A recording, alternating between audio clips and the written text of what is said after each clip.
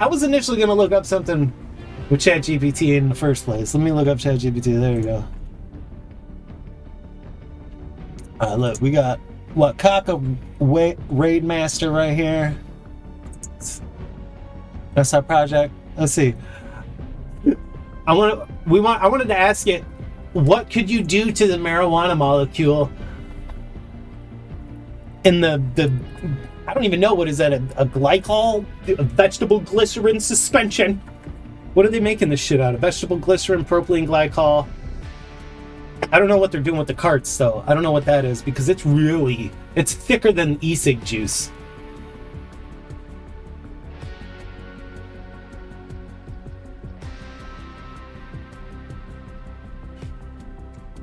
How could you modify the THC molecule in vape parts so they don't make you cough so much? I'm assuming that's what's making you cough is the THC.